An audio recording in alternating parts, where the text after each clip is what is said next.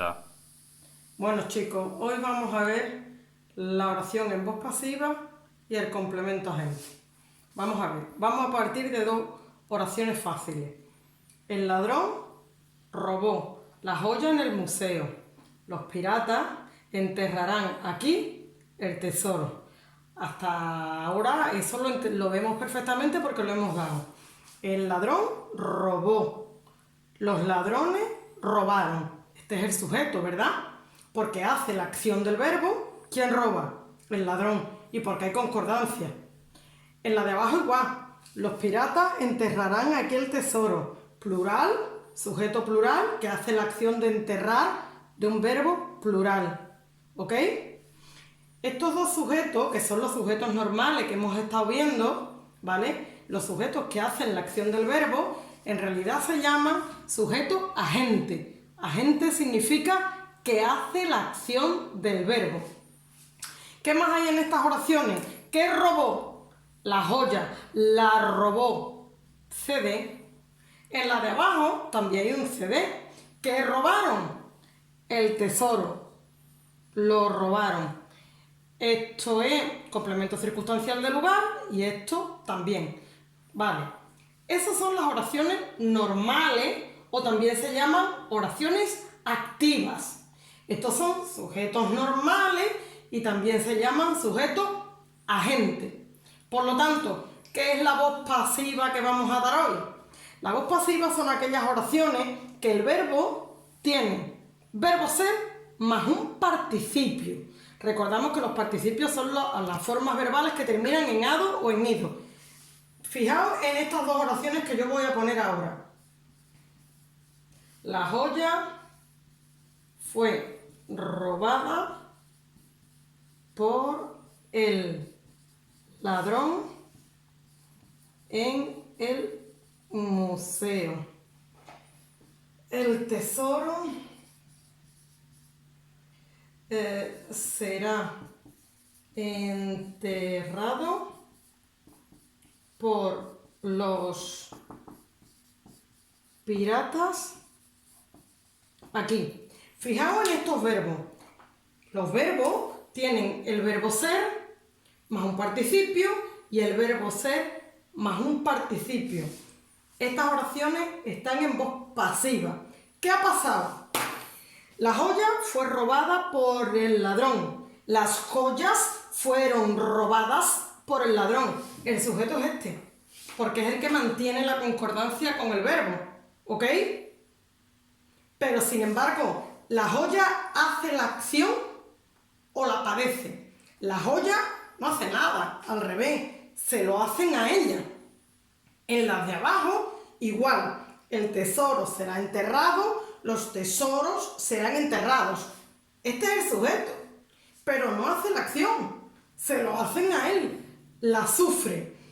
Este sujeto y este sujeto se llaman sujeto paciente, porque no hacen la acción, sino que la padecen, la sufren. Entonces, ¿quién hace la acción de robar? Aquí está. Sigue siendo el ladrón. ¿Quién hace la acción de enterrar? Aquí está. Sigue siendo el pirata. ¿Qué ha pasado? Que lo que antes era sujeto, me lo he llevado a detrás, al predicado, es parte del predicado, y lo he convertido en un grupo preposicional, siempre con la preposición por y ninguna otra, y se llama complemento agente. ¿Por qué agente? Porque en realidad es el que lo hace. Sujeto paciente, complemento agente y verbo en voz pasiva. Fijaos, robó, pasado. ¿Qué hago? Pongo el verbo ser en pasado, fue. El pasado de ser es fue. Y el verbo que tenía pasa a participio. Enterrarán, futuro. Pues cojo el verbo ser y lo pongo en futuro. Y el verbo que tenía en participio. ¿Qué he hecho? Una oración normal en voz activa la he puesto en voz pasiva. ¿Qué es por tanto el complemento agente? El complemento agente es un grupo preposicional que solamente está en las oraciones pasivas, que los reconozco preguntándole al verbo ¿por quién? ¿Por quién?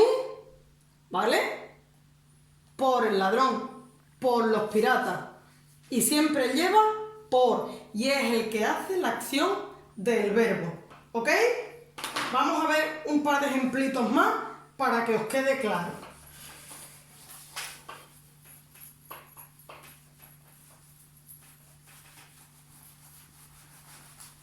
Súper borrado. A ver. La abuela había hecho una tarta. ¿Qué tengo que hacer para pasar la oración en voz pasiva? Es un cambio en cruz. Tengo que buscar el sujeto, la abuela había hecho, ¿quién hace la acción? La abuela. Este es un sujeto normal, un sujeto agente. Y busco el complemento directo. ¿Qué hace? La tarta. Imaginaos que hay más cosas. La abuela había hecho una tarta anoche. A mí eso me da igual. Yo tengo que tener sujeto y CD. Y hago un cambio en cruz. Así, en cruz. Y ahora digo, la tarta. Ahora cambio el verbo. Había hecho pluscuamperfecto. Pues pongo el pluscuamperfecto, pero con el verbo ser. Había sido. Y el verbo que tenía en participio. El verbo hacer, pues pongo el verbo hacer. Como tiene que concertar con su sujeto, pues había sido hecha por la abuela, por, y lo demás se queda igual, anoche. Por lo tanto, el sujeto que era agente sigue siendo agente, pero como está en el predicado, complemento agente. Y la tarta que era CD se convierte en sujeto, pero este sujeto no hace nada, sino que lo padece. Sujeto, paciente. ¿De acuerdo? Uno más.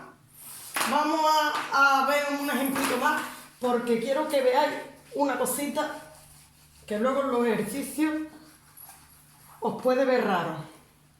Por ejemplo, si yo digo, vimos a Juan allí. ¿Cuál es el sujeto de esta oración? Sujeto omitido, nosotros. ¿Sí? Vimos es el núcleo verbo. A Juan se ve porque es lo vimos. Ahora vuelvo a hacer lo mismo. El cambio en cruz. A Juan, el CD se convierte en sujeto. ¿Qué pasa? Que el sujeto nunca lleva preposición. Por lo tanto, ahora, este CD que lleva preposición a porque es de persona, la A desaparece. Juan, vimos, presente. Juan, presente del verbo ser, es Juan es visto.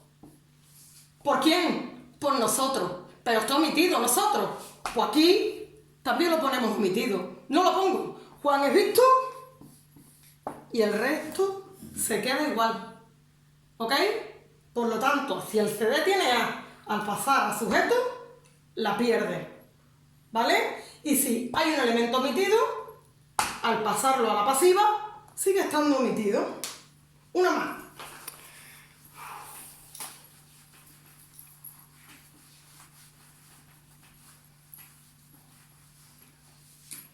A ver. Juanito debe leer muchos libros. Por ejemplo, tengo todos los elementos que necesito. Un sujeto, que es un sujeto agente porque es el que hace la acción de leer. Verbo, en este caso perífrasis verbal de obligación, ¿vale? Núcleo, verbo. ¿Qué debe leer? Muchos libros. Los debe leer. CD. Hago el cambio en cruz. muchos libros. Debe leer perífrasis de obligación. Pues ahora pongo la perífrasis de obligación, pero con el verbo ser.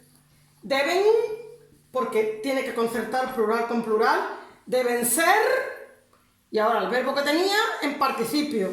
Deben ser leídos por Juanito. Juanito. Juanito era sujeto agente y se convierte en complemento agente. ¿Por quién deben ser leídos? Por Juanito. Esto es el grupo nominal, sujeto, paciente. Todo lo demás predicado. Y dentro del predicado, el complemento agente, que repito, siempre empieza por y se le pregunta al verbo ¿por quién? Es el que hace la acción del verbo. ¿De acuerdo? No vayáis a confundir el complemento agente con el complemento circunstancial de causa. Si yo digo, por ejemplo, Juanito, muchos libros deben ser leídos, a ver, eso no me cuadra, pero por ejemplo, si yo digo, Juanito debe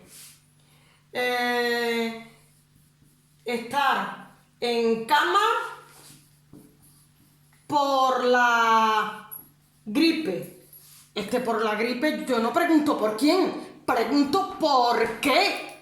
¿Vale? Cuidado que veis el por y ahora todo es complemento agente. ¿De acuerdo? ¿Por qué? Es complemento circunstancial de causa y por quién es complemento agente. ¿De acuerdo?